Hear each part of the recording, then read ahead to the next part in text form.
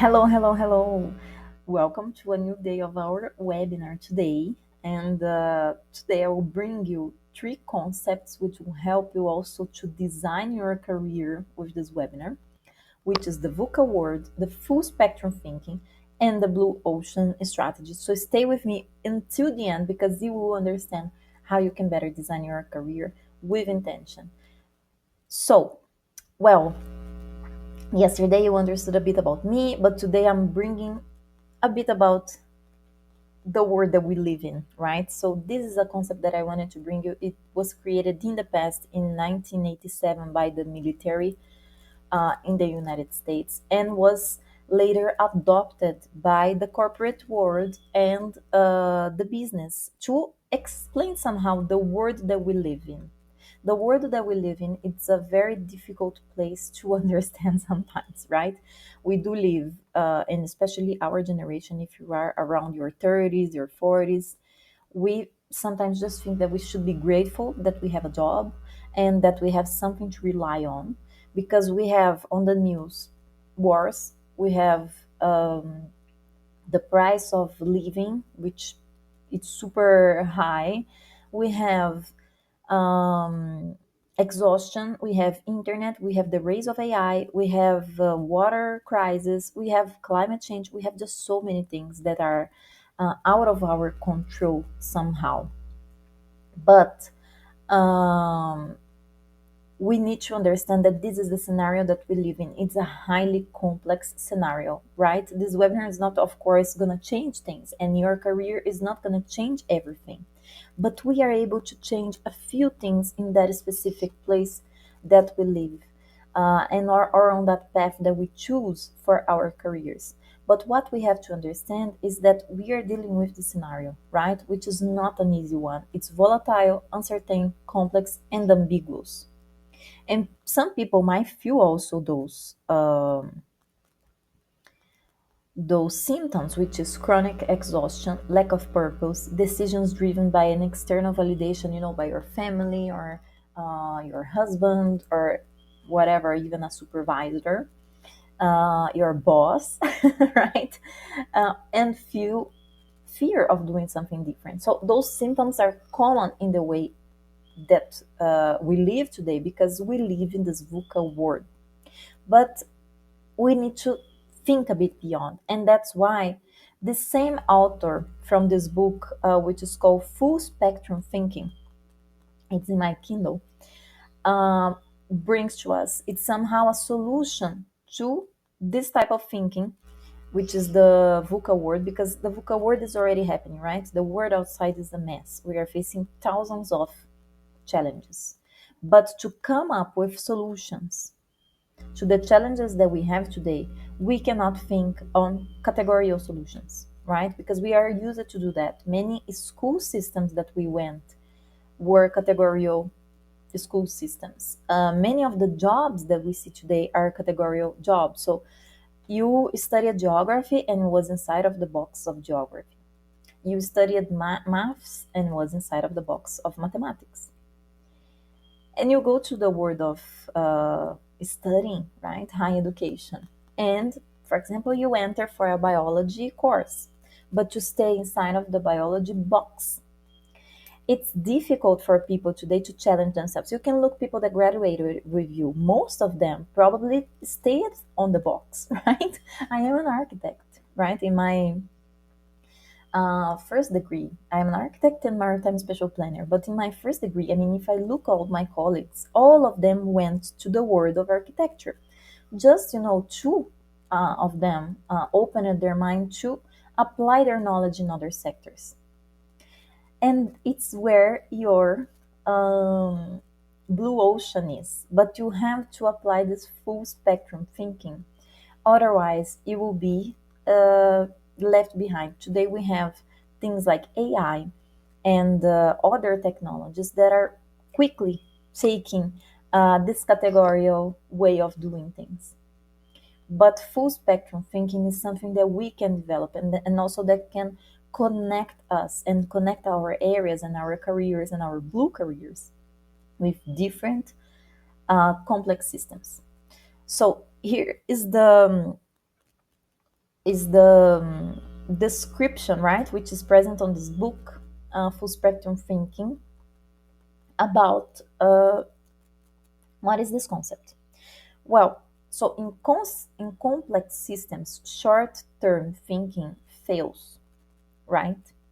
Long-term strategies, for example, the Chinese military philosophy, they teach long-term positioning, multiple layers of action, alignment between vision, timing, and resources, and also escaping from the boxes, right? Because we are living in this post-categorical future. I mean, we are entering there. So, in this book, they give a very interesting example of success in the full spectrum thinking. I'm not saying that I agree with it. I'm just saying that this was present on the book, right? So the Chinese military um, philosophy, because the military in China do not make their plans for 10 years or for 12, 30 years. They do their plans thinking about 200 years strategy. So it's difficult sometimes for us to think about things after our death, right? After when we pass away. But this is a different way of thinking that can bring to us and to even our lives or to the strategies we create more long-term thinking. Because see now the plans for the ocean that we have the SDGs, right? The Agenda 2030. We have, uh, you know, sustainable development plans, agendas that come up every event that we go, manifestos, etc. Most of them have an expiry date. This expiry date is generally the next 5 years, the next 10 years, the decade, right? We are unable to think at a long term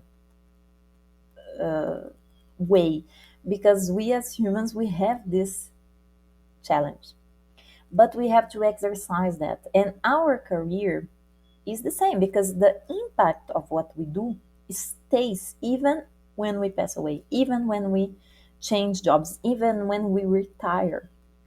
So let's think about the impact of our careers over the next 40, 50 years, over the next 100 years. What is it that we want to live, right, in the world. So this connects with the exercise that you did yesterday about the purpose, because it's something that we want to leave as a legacy, right? So here we also won't be dealing with one action of layers of things that we will do, but will be several and in different directions. And that's something that also connects with this program, right? The Blue Career program that I designed. One clear example that made me understand while reading this book what is the full spectrum thinking. It was how the doctors in the latest years they found ways to diagnose autism in kids and in people in general, because you do not have a box also for autism. You have a spectrum, and inside of this spectrum, which is somehow like this image of this rainbow behind my slide, you have many different types of colors, right? And it's like the autism. You have many different types of autism, and they can be combined with other things. And the same is with our careers. It can be combined with different things. So there is just no one path for the the blue career. There are thousands of opportunities here, and you can either combine your path with oceanography and data, or oceanography and art, or biology and mathematics, and create your own path and discover in this own path what also the market needs. And that's when we have the blue ocean strategy. So the blue ocean strategy is a very interesting material, and also concept, because again, another book for you to read as a homework from this webinar, because this book brought me also this vision of how we can innovate, right? How we can look at what we do and find our sweet spot at the sun, our blue ocean. So it's a new way to think about strategy, about innovation and marketing positioning, and it's about bringing less that you also have as a professional. It's a way also that you will see that will help you to find your blue ocean. So this is space where, in many cases, you don't even have competitors, and it's a sustainable place in the market for you to grow.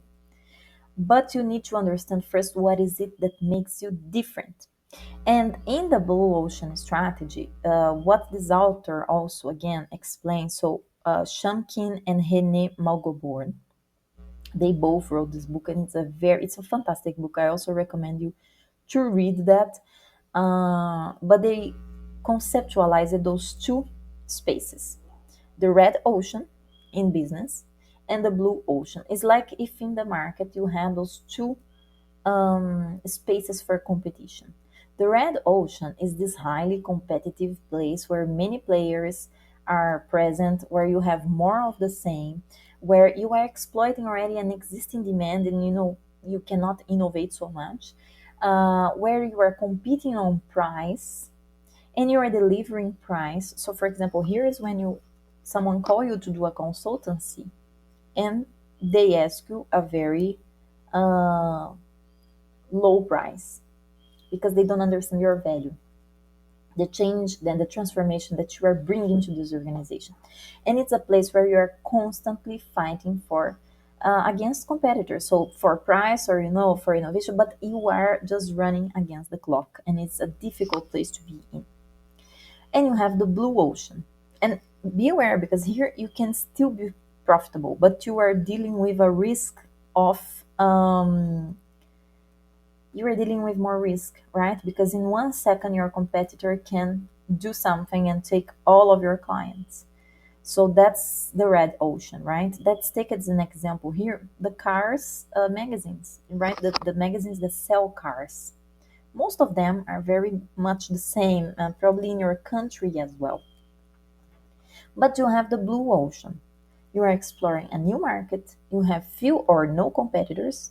You are creating this new demand, challenging somehow the status quo and embracing some sort of risk, delivering value instead of price. So people are paying for what you deliver because they see the transformation that you do, making competition somehow irrelevant, and understanding your differentiation. So you have your differentiation mapped and you know how to play with it. So in this red ocean, again, you are tired. Your customers, they do not understand what is your difference. And if the competitor does another price, they will just go with them. You compete on price, and everyone is running in the same direction. For example, pharmacies are a red ocean because pharmacies, they compete and sell pretty much something that people want all the time, which are medicines. And they have basically zero type of innovation, right? And entering three or five or six today, and you will see that most of them are designed in the same way. Their communication is very similar. The way that they position their products is pretty much always the same. What they sell is basically the same because it's what exists, right? And what people need for their health. So you don't have a lot of differentiation here. But you have this blue ocean where you have strongly negotiated, differentiated yourself. You have one type of innovation which your clients are looking for it and they want to buy. You created a new demand in the market because it's probably something that people wanted, but they just didn't know so much that they wanted. But you created and packaged it in a certain way that they like this, and you don't have direct competitors. So in this case, you are exploring a new space, right? So it's the case of Netflix when emerged. Netflix, when emerged, was running. They were in this huge blue ocean. Now they have, of course, some competitors, and they are even buying some of the competitors. But they developed something which is this. is place space where they could innovate for a long time. More than 10 years they stayed in this blue ocean. What it means? Well, prior Netflix, how we watched movies, we had to go to a location store and pick one film, right? One DVD, one film, etc. And this film stayed in our houses sometimes for days, and you had to deliver it back. If you were late in how to deliver, you would pay some fee, right? As a type of tax under that day that you delayed. Netflix saw that and understood that actually people sometimes they have the will, right? They want to pick 5 or 6 types of different movies and watch at home. You don't want to pick, just one, and you can do that because that's the system of the location store. But you might, watch, for example, Sex and the City, or even Devil Wears Prada, or even, other movies that are similar. And they understood and they put this inside of a platform where people have access to movies every single time. So that's the difference of Netflix, right? Because they understood that there was this will of seeing more than one movie, seeing similar movies, seeing a series, and during those marathons of series.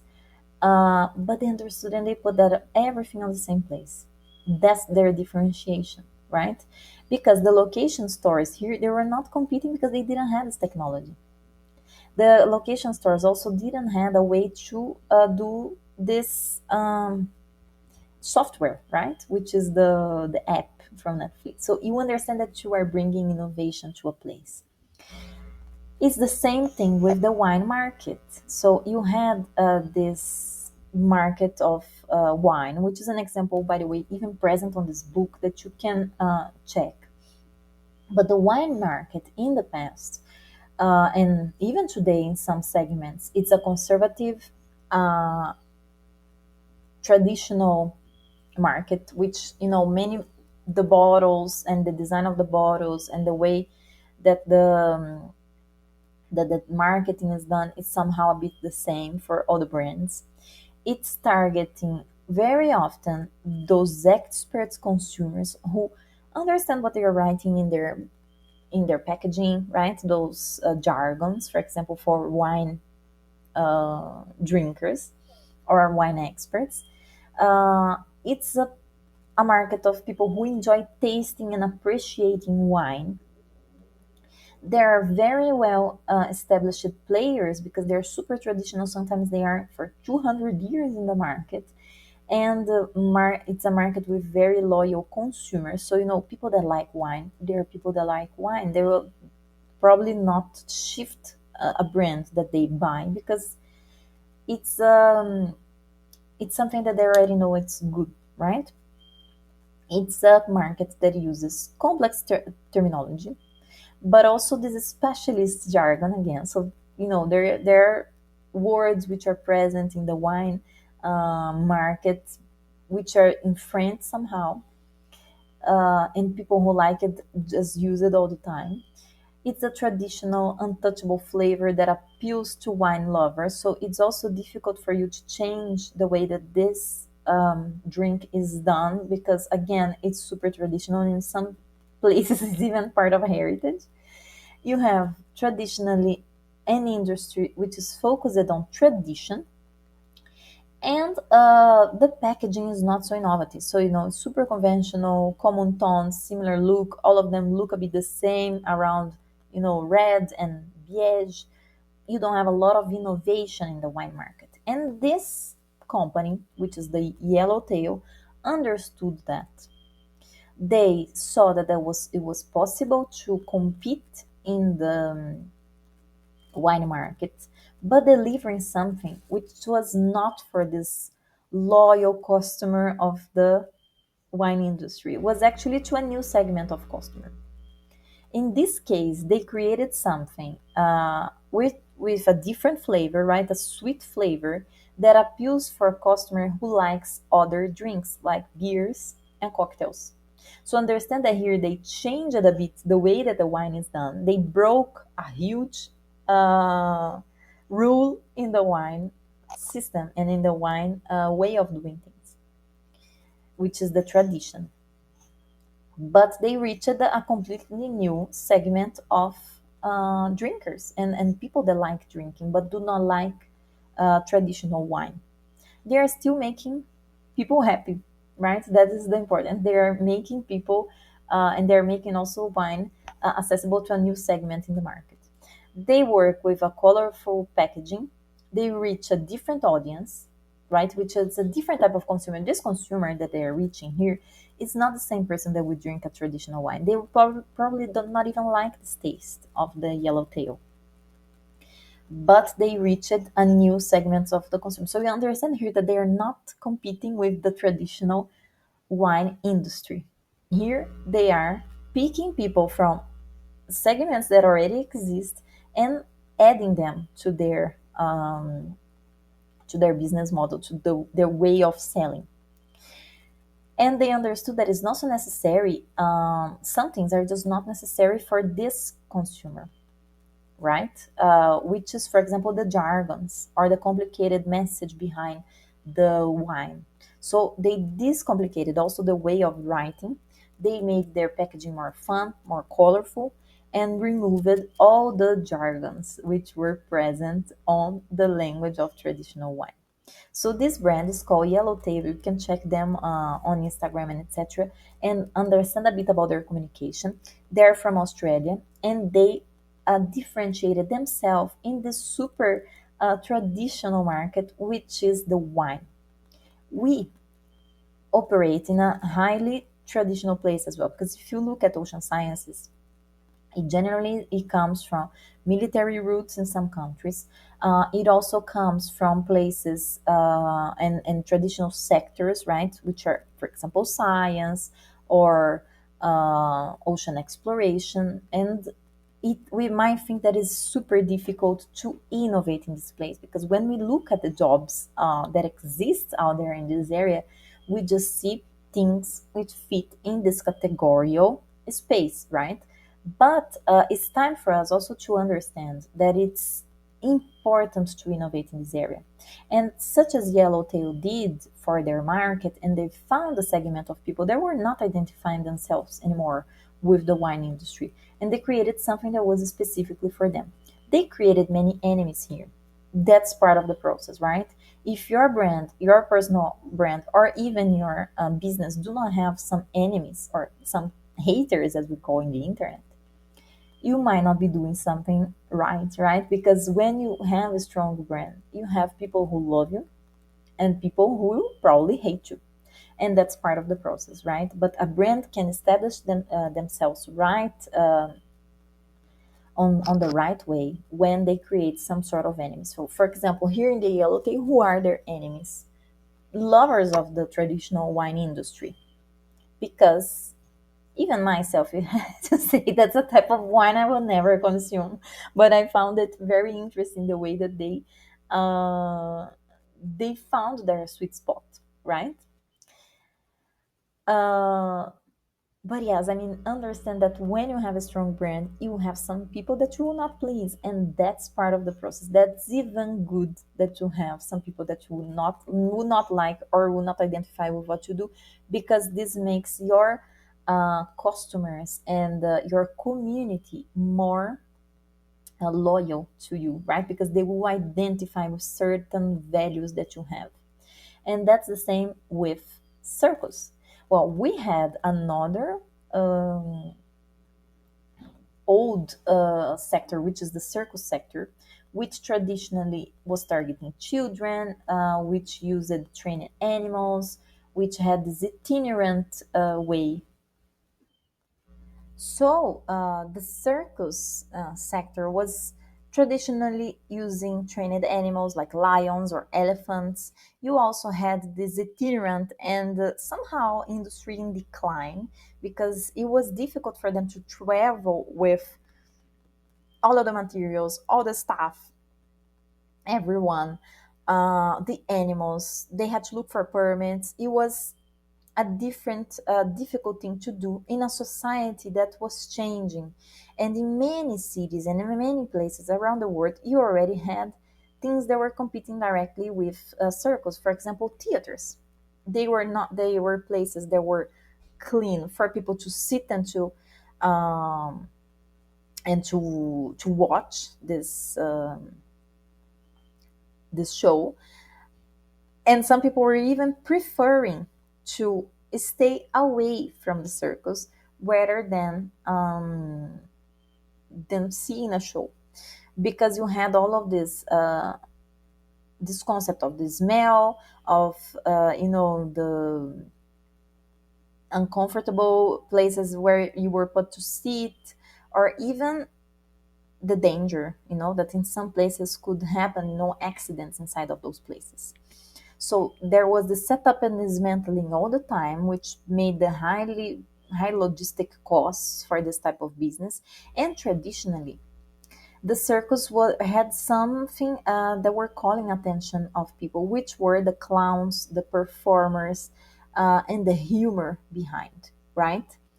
And there is a brand who understood this clearly, and this brand is the Cirque du Soleil. The Cirque du Soleil, you all probably know, is this brand that focused more on the show, right? On the performers and the dancers and the people. So they took the circus concept, eliminated all those things which somehow were a bit problematic and difficult in the circus space, animals, itinerant, and high cost setting up and dismantling. They removed all of that, which was this problematic aspect of the circus, and they included only humans in their show, performers, and they reduced also many of the costs, because this ancient business from the circus, it had a lot of costs entailing. But now you have performers, right? You don't have to look for permits for animals to enter in a certain country, so things are easier. So they have performers, they pay performers, and they create something for this audience, which was an audience of theaters, right? Those people that watch Cirque du Soleil and like the show, there are people who like to pay a high value on a ticket. There are people who like, concerts. So there are not people who like circus generally. They like being inside of a theater. So again, here they are not competing against the circus traditional business, but they innovated a sector and brought something to the sector, which is innovative, right? They understood that this performance was where their venue would come from, and but this needed to be better designed. So the focus on the performers, on the choreographers, uh, would have to be better developed. So they did something which is interesting. Instead of just putting the performance to do things, they started off also to design lights, to design the colors, and to make a huge, strong focus on what people were there to watch: the gymnasts and the dancers. And here is where they attracted this theater audience, because it was people that were actually going to a theater and would pay a high price on a ticket, and did not focus it on families, because their shows are also generally at night. But they were looking for those groups of people who probably have teenager kids, or have um, adult kids, and are not so interested about the fun, but are more interested about being impressed. And here they found this more refined public, which were looking for this experience, right? And which were people looking to attend a live performance. So that's the difference. And here is where also the Cirque du Soleil can compete in this market without a problem, and without going after those um, customers which already exist. So again, what is your blue ocean, right? Let's think about that, because yesterday you did some exercises, you understood about your positioning, you understood about the need of doing the golden circle, you understood your why, you understood your what your how, but today it's time to understand your blue ocean, right? So the place that you will innovate, where you will bring your skills, which are super unique from you, and where you will put them on the market. So here you will analyze the market, right? You understand, where do I want to innovate? Is it in international collaboration? Is it in ocean diplomacy? Is it in marine biology? In oceanography? So where is the area that I want to innovate? Is it in data? Is it in ports logistics? You saw yesterday that there are thousands of places where a blue professional can operate, from traditional market to super innovative things to the blue economy, which is more creative. So you will analyze this market, you will understand, you will also, ask AI and put there what are the numbers predicted for this specific market to grow in 10 years. What is the size of this market today? And you will understand your idea, where you are positioned today and where you want to be, right? And you will also look for competitors in this area that you want to operate. If you are doing something absolutely new, this is not a bad thing, right? We have to understand that new things, they are good because, again, you are in your blue ocean. You don't have competitors yet. So here you identify your strengths and observe who can help you. So you will do a little table, right? Who can help you? Who are the types of partners that I can um, look for? Is it an institution? Is it an university? Is it an NGO? Is it a donor? Who do I need to put this idea into place? Is it are them customers? Do I need to receive their opinion first? So here you understand who can help you. Identify also your strengths. For example, if you are a biologist and you are good at design, you have a sweet spot for you because most biologists are not good in doing this.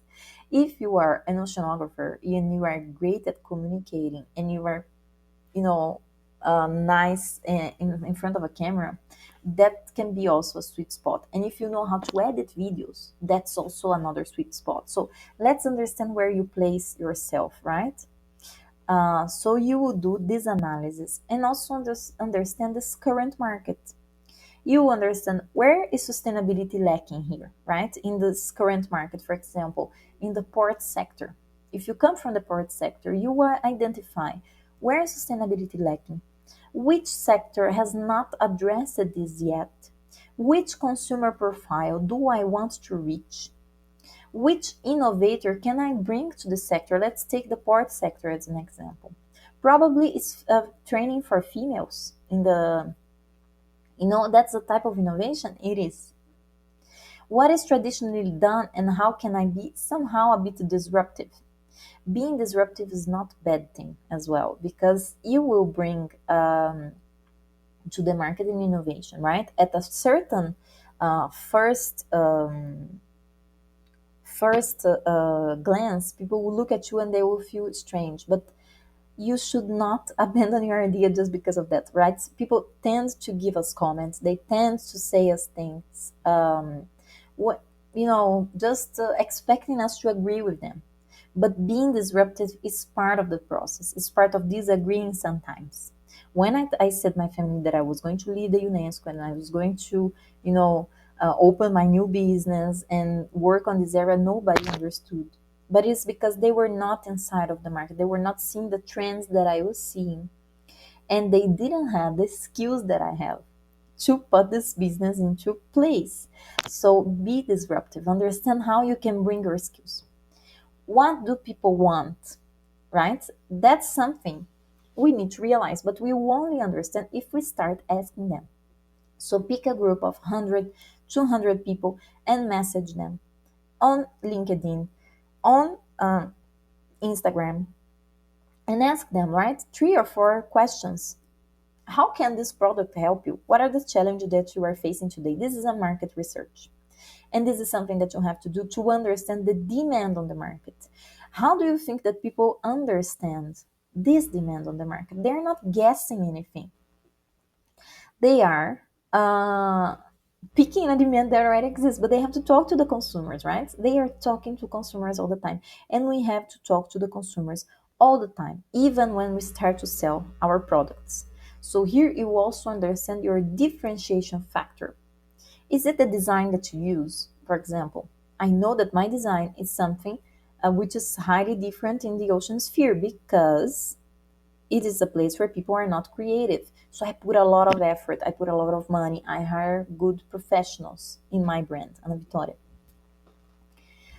But I know this is something that doesn't exist in the ocean space. That's where I have this differentiation space. One of them is the aesthetics, a lot of care for aesthetics. Or your differentiation will be a platform. You will design a platform, you will have a networking space, you will have a website, you will have, what is it, your technology behind what you do? Or is it a social technology, right? It's something not connected to skills. Or is it AI, right? So let's think here, which is the change that you are bringing to the market. You pick this exercise and write into that and ask yourself the following questions. How can I differentiate through price, right? Or if I want to do that, for example, in my case, I don't want to be differentiated by price. I want people to see the value that I bring. So I don't like differentiation per price because most of the time people will choose by the cheapest, right? But they have to see what I do as a transformation because this program, the Blue Career, it is a transformation, right? It is something that I applied on myself. I know it works. I applied in other mentees. I know it works. I can see the transformation it brings in people's lives. So it cannot be differentiated by price, right? Because we are talking here about lives of people, right? And it is something super serious, and I understand the seriousness, and I put the price that this seriousness deserves. Or will I differentiate myself through materials? For example, I'm creating this straw made of algae, or I'm creating this bioplastic. Or is it from a technology? I'm developing an educational platform, and this educational platform has AI included. Or is it from the quality? For example, it's something that you are creating, for example, a slow brand connected to the ocean, but with a product that never will give you problems, right? It's There are brands who do that. Brands who create, for example, um, certifications of quality for life. You don't have like 1 year or 2 years; it's forever. That's another differentiation point, which is interesting. For example, Longchamp, the brands for bags. If you have a problem in your Longchamp, it doesn't matter where you are. You just take this bag to the magazine, and they will sew it to you. They will fix the problem that you have. They will, deliver your bag um, perfect as the day that you found.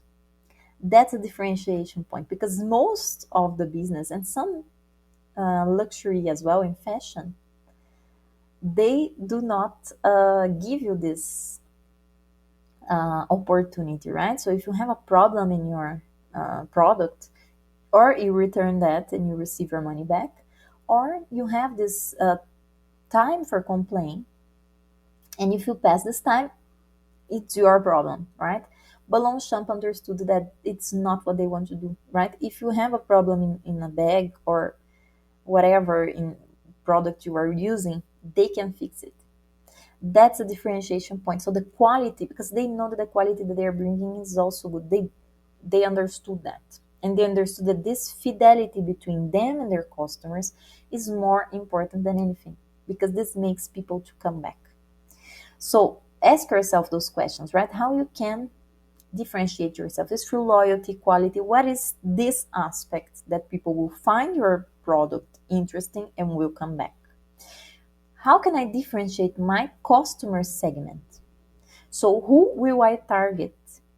What problem will I solve? And what is the profile that I want? So, here you will map this ideal client, right? There are empathy maps, there are thousands of tools that people use, and I use inside of my mentoring as well, that you can use to differentiate and to map this segment of consumers that you have. Once you have the segment of consumers mapped, you go to the market research, right? You ask people. And three, where can I differentiate myself? What are my strengths?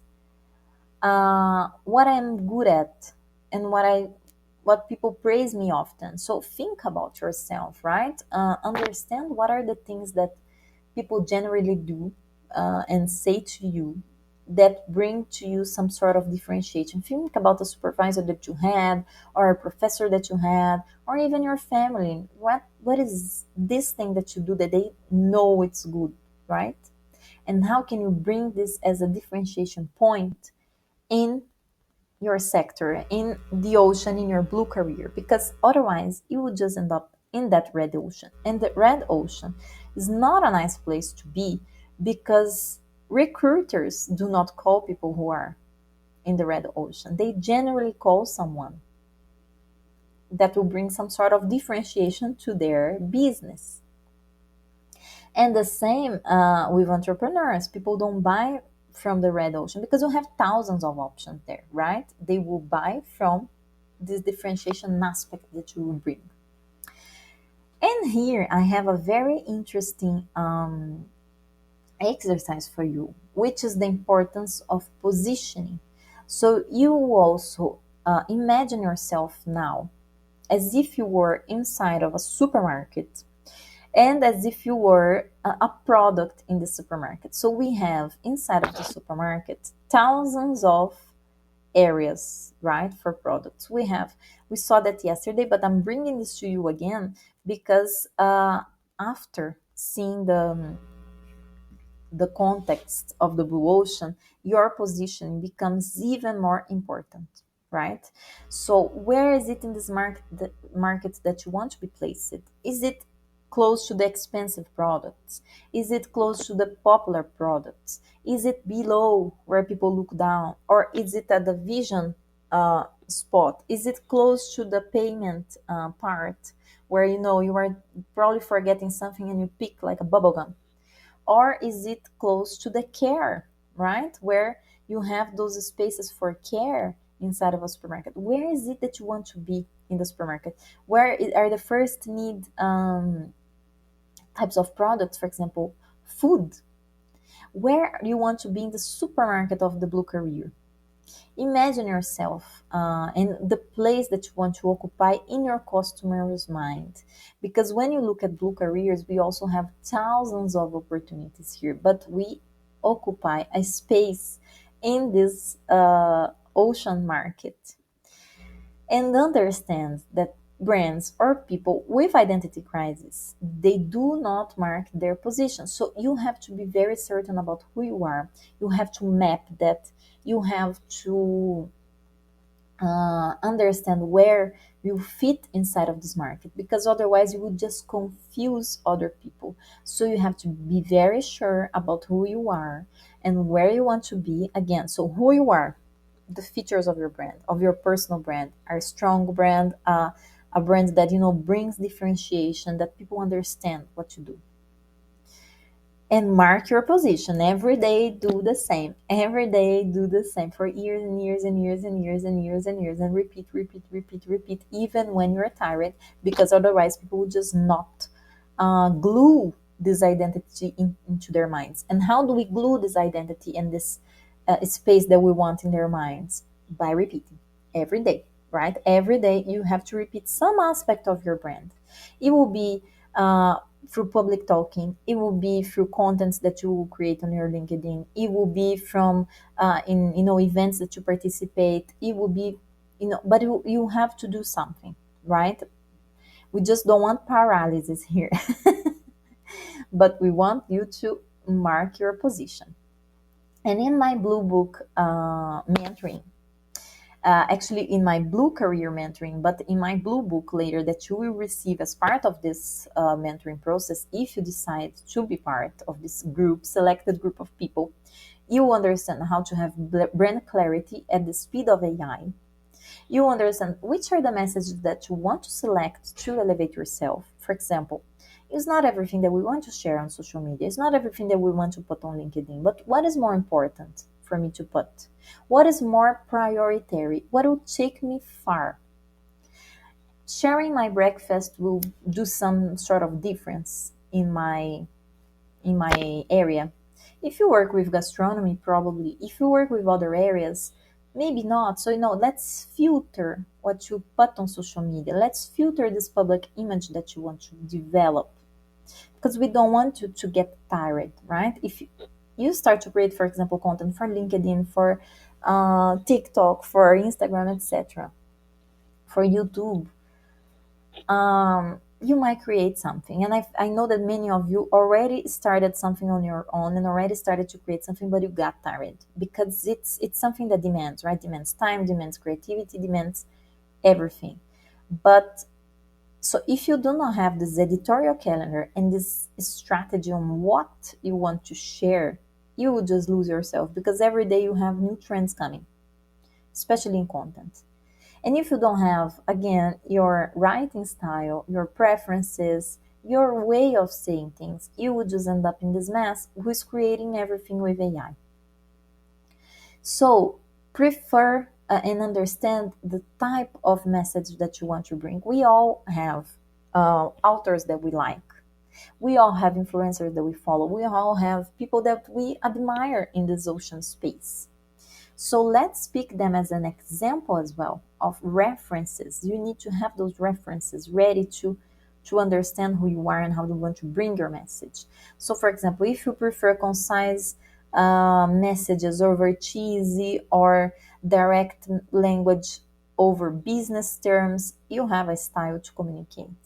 But here you have to understand that your humanity, what makes you you, is your attractive power. So bring AI to your work with intention, right? Without developing something which is nonsense, right? And which is similar to what everyone is doing. So here in this blue ocean, you understand your competitive advantage of your blue career, establish your distinction. So here, your brand and yourself, you can serve as this unique identifier, right? So if people understand who you are, what you like, and what you dislike, they can understand this filter, right? Because nobody likes everybody, nobody likes everything. We need to have some filter. For example, what is it that you are extremely opposed to? It's seabed mining, for example. That's a positioning. Or is it greenwashing? That's another positioning. So, but let's understand what you can bring as a differentiation point to this space. Foster your immediate trust and credibility. So, individuals that are more inclined to collaborate with those that know, like, and trust, a robust brand positions you as an authentic authority in your field. So, you have to position yourself as an authentic authority. You have to foster people's credibility, and you have to identify with them somehow. So you need to bring your values, you need to communicate your values to your audience, your partners, to everyone that you know. And by this way, you will start attracting targeted opportunities. Your brand can function as this sort of magnet, right? Attracting people, recruiters, partners, but we want to put your brand to work for you and not to put yourself to work for your brand all the time. We want to make your brand, your name, and your enterprise something that can attract attention, right?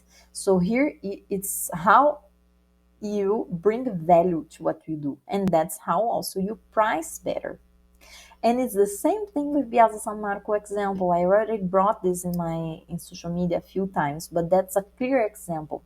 So if you ever had a coffee in Piazza San Marco in the past, you know that it can cost around 12 euros, 20 even. I mean, I would not doubt, because everything there is highly expensive.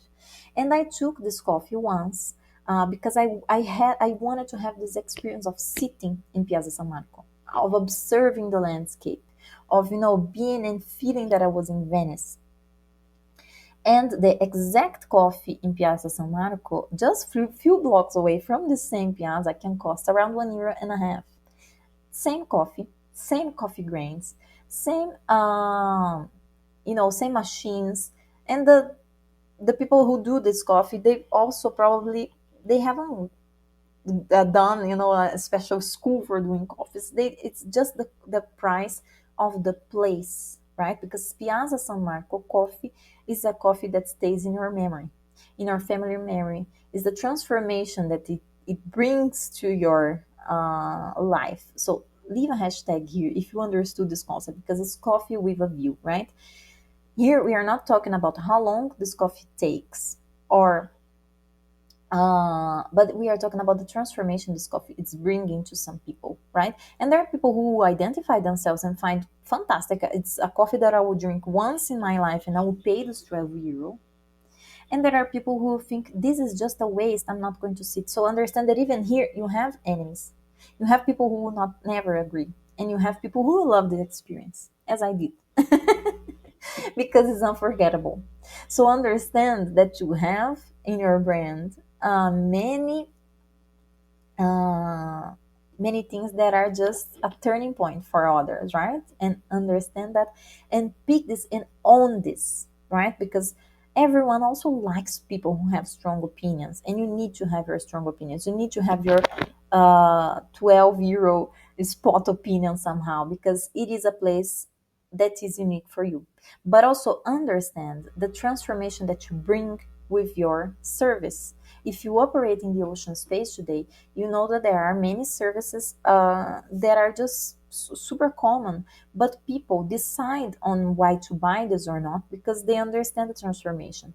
Otherwise, you will be competing for this red ocean, right, with price, and we don't want that for you, because that's a dangerous place to be. So your brand identity today needs to bring your company mission, or your mission as a professional, your company and brand values, your founder values, right? Because you have your executive values. Why did you create this project? Why did you started your process? Why do you want to be in this career? Your brand personality, your positioning, and how you differentiate yourself from the competitors. So, what is it that you will talk, that you will bring as an image reference that will make you different from your competitors? Your brand voice and communication style. So, your tone of voice, the expressions that you use, and this goes beyond, right? So, brand identity is not, again, um, logo and typography. It goes way beyond that. It's about the brand universe that you bring. And I also I wrote an article on LinkedIn about that some days ago, which you can also read, because I will leave the link in the comments here, and you can check. But understand that brand consistency builds trust, right? So you have to repeat what you are doing for years for people to glue this space in their mind. And but professionalism is also attached to that. So it's what will ensure your company is perceived as reliable, credible, and intentional. So perception is everything. Branding is about perception. It's about reputation. And this makes the whole package of you as a good professional. And it strengthens recognition across all touch points of your brand, making your brand easier to remember and trust. How many brands we saw like that, right? Those are just templates that I took from some websites, but I know they are present in the ocean board today. If we look for any ocean any ocean organization that we know, we will see that probably they are looking those types of designs. They are using those types of designs. They are just, using those colors. They are just not changing what they could be doing, and they are again being perceived in this red ocean. Let's bring some soul to what you do, right? Let's create a way to communicate about the ocean with your brand, with your personal style, which is different from this. Everybody's tired of this. Nobody can handle this anymore because this is everywhere. Let's stop doing this, right? Because we need things with more personality. Let's not fall into this, right? Let's not fall into this style of communication, into these colors, into this way of doing. Let's do something different. So let's think how to create something memorable. Without being a designer, you don't need to be a designer to create your brand, right? You need to understand that sometimes you need the help of a professional, but you can learn, right, on how to do your own contents, your own uh, way of creating your in on that also your tone of voice, your message, understand your differences across your competitors, so map that, do something absolutely unique and basically impossible for others to copy. That's our intention here with this blue ocean, right? And use references for your story. For example, in my brand, I use that, right? I use things that communicate with my story. The Everywhere's Prada is one example because it's a movie that really marked my life when I was younger. Brazilian songs is something that I bring all the time because I like to have the soundtrack. So, what is the soundtrack of your personal brand, right? How we want people to associate music with you. That's a very good way to be remembered. The 2000 soundtracks are also something that I associate very much with myself. So, your playlist and mood. If you create an event, what is the music that will play? If you develop something for a client, what is the mood that you want for this to be attached? That's the power of branding, right? And I will leave you also another exercise for you to do, which is this brand identity prism. This is an exercise that often luxury brands they use to create their products, and that you can use to also map how you want to create this identity around your brand, right? Because here we have everything that is tangible. So the PCK, the relationship that you have with your clients, the reflection, so the projected image of the typical consumer and how the brand portrays and uses it socially, the relationship, so how you behave with customers, the service style, the experience behind what you do, the personalization, the interaction that you have with your clients. So how is this relationship that you have with them? Is a more direct one, is a more indirect one, is a super personal one, is a customized one? Relationship, we need to understand that. And the PCK, for example, the product design, the visual identities, the materials, the quality, is it handmade, the physical touch points, so is the brand communicating in a nice way across all the touch points? It's where you would define this as well. So this is what is external, observable, but there is an aspect of a brand identity which is highly important, which is about the intangible, and this somehow is invisible for most people. And it's about the personality of your brand. So, again, this brand character, this tone of voice, this attitude, this emotional expression that you have, and the culture that you promote, right? So, your core values, your philosophy, your beliefs, your guiding principles, this is somehow invisible to most people. You will bring sometimes in your speech, but will stay somehow invisible to most people because it's not often that you will talk about that. But here is where you create identification and your self image. So, how customers see themselves when using your brand, when consuming what you do, and how they identify these emotional self perceptions. For example, people, do they become better after using your product, after having your service? So, the self image of your um, customer is also something super important to map. And this is an exercise that I also will leave for you so you can understand how you can um, develop this identity prism. In my mentoring, I do those exercises with my mentees. We dive deep into them, or they return, they come back, because that's something I often take a lot of time with my mentees to develop, because those are exercises that really make the difference when you are doing a mentoring, when you are doing such a program. And if you want to take this approach with me, you have this packaging of 5 weeks that I would like to bring to you. Uh, it's consisted, of course, of a first week where we will assess your brand and understand what are the opportunities that you have. So we'll understand here, right, where you are and where you want to be. it's an assessment session to analyze your career, where you want to go and where you are right now.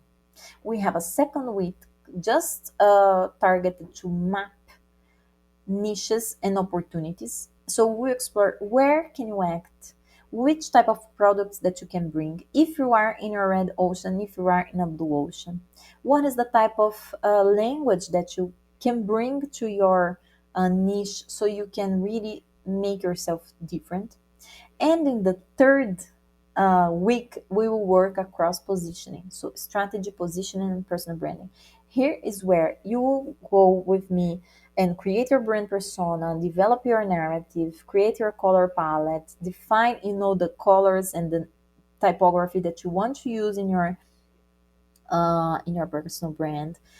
Again, if you want to create some sessions of pictures, of professional pictures of yourself, that's a good session for you to have, because from here you have the guidance to create other materials for your brand. So here you have this catalog, right, of opportunities, but also of ways to present yourself, right? You will define also a style for you so you can act more naturally, right? We're not creating something different here. We're just um, assessing what you have and how you can better position yourself.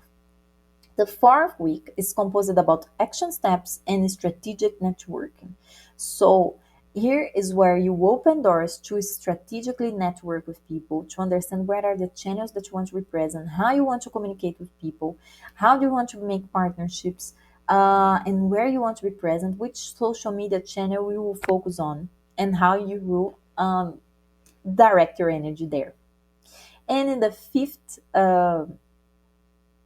week, which is my bonus week, is where we have the celebration Blue Book, because is where you receive your Blue Book, which is this book, a physical one, where you have your brand manual included, everything that we work in, and a strategy for you to follow over the next years, right? So that's a very special part of my mentoring, because you have this physical guide um, of your brand. It's something that you can use like a handbook, right? That you can consult and check all the time. So this is a one-to-one mentoring. It's composed of 5 tailored sessions for you. I will study every client. I do that already with my mentees, right? And I study their path. I understand what they're doing. We map together all the opportunities, and this is designed for women, especially women who want to be in the blue economy, who wants to step out of this autopilot that they are sometimes in their career. Sometimes they already have a job and they are unhappy with that, but we want you to design your career with intention. We want you to or follow the leadership path that is waiting for you, or to understand if this 9 to 5 job is not for you anymore, and entrepreneurship is probably also a way. So here is where we will understand, right? If you're lost in your career, if you're feeling stuck, that's also a mentoring that can support you to see what you want from your path. So this is not about becoming something else, someone else. It's about owning who you are and bringing this with more courage to your public. So if this is you, you are professionally successful but feel misaligned, you want more autonomy, purpose, and freedom, you are considering entrepreneurship and an independent path in sustainability, green or blue economy, you feel mentally overloaded and with a lack clear direction, you want a structure, clear, and realistic plan for your career, and you value depth and personalized guidance, not group programs. My program is for you. The investment in my program is 1,700, the full package. But I have a very, very special bonus that I created for everyone who is present on this webinar, which you can scan by the QR code, which will be at the end, which will and the price will be slightly different, lower, because that's an opportunity for you who have followed those 2 days of webinar. So here you have the access with this price, which is the new price, €1,200, the full package of 5 sessions. That's a super special price only for those watching to this webinar, which includes the Book bonus and the direct access with me for 30 days after the last session. If you choose to follow individual sessions, the price is different, right? It's around 340 the individual session, and you don't have the Blue Book included, right? So that's a special condition that I am creating for you, only for those that are watching this webinar. And think, if you are in this path, the mentoring, you are an entrepreneur. So people want to take ideas and take them out of paper and create companies from scratch. My mentoring is for you. My mentoring is also for leaders and innovators in their field, people who do not necessarily want to open a business, but are willing to lead and push for change in their sector. My mentoring is also for scientists, so individuals that are already dealing with technology, with scientific discoveries, but they don't know how to leverage this to the market or how to position themselves as an expert, or people that are seeking growth. So if you want to develop your digital narrative, if you want to be more present in the media, my mentorship is also for you. And for students and professionals. So anyone who is looking to move from where you are, to grow and to combine theoretical and practical knowledge, my mentoring is also for you. My mentoring is not for people who expect me to do all the work, right? Because it's not about me. This mentoring is about you. We will focus on you, right? And you have to work to make it a good path, right? So it's not for people who are looking for magic. It's not for people who are, not expecting to continuously learn, because you have to learn a lot during this process. So it's not a magical formula, right? It's not in 2 weeks you become a millionaire. That's not my way of doing things. But it's for people who are unwilling. It's not for people who are unwilling to delve deeper. If you want to be part of this mentoring, understand that you will dive deep into yourself, into your ideas of work, into your ideas of the job market. So you will also dismantle some of the things that you think. And of course, this mentoring is not for people who do not believe in sustainability, because this is a core aspect of my um, of my core, right? It's the reason why I do everything I do. So my mentoring will involve conversation, debates, reflection on your journey, and this involves that you are highly present in this process. So how my mentoring can support you? With clarity and direction, so you move from this confusion that you are to a clear vision of where you want to be. From you will also work across your confidence and create this lead position that you want to be. So strengthen your self-trust, communication, and decision making, so you can lead in your work, in business, and in your life, because it impacts as well. And you will develop this entrepreneur mindset. Even if you are inside of a organization, you will develop this entrepreneur mindset. Believe me, I've been there. I was also inside of an organization with many entrepreneur ideas, and I was conducting many projects that were my ideas. So if you also have this entrepreneur vein, but you don't want to take this step to opening a business of yours, is it possible as well to have entrepreneur ideas inside of where you are. So shift right from adapting to those existing structures to creating your path, right? So let's own our career here. Let's design our path. And that's how branding will support us, because strong branding reduces the need to chase customers. In the blue economy, trusted brands can turn customers into advocates and loyal consumers. And this also frees organizations to focus on innovation, impact, and long term value, strengthening their reputation and relevance over time. So, personal branding here is what people say about you when you leave the room. Remember, that is what we discussed yesterday. If you want to stop improvising your career, you can scan this QR code. You will directly fall into my checkout store and my page for buying this product, we have a super special price right now in this Blue career mentoring, because from 1,700 euro, it is I have this super special opportunity of 1,200 euro just for people who are watching this webinar. It is a special prize that I'm creating only for this opportunity of who watches and who is part of this community of Blue Careers. And this is a prize that will not return. So book your spot. There are limited spaces available, and let's design your Blue Career with me. I thank you so much for being present with me during those 2 days. It was fantastic. I heard also many good feedbacks from yesterday, and I would like to thank you so much for believing in my work, for being present here with me. Book your sessions, and I see you in this blue spot, right, of your Blue Career. Blue is the way, and I always say this because I believe that the word is part, and the blue economy is part of what we will see in the future, but we need qualified professionals and also people that know this space they occupy. So let's do this mentoring together. I'll be more than happy to be your mentor during this process. Thank you so much, and I see you soon. Bye bye.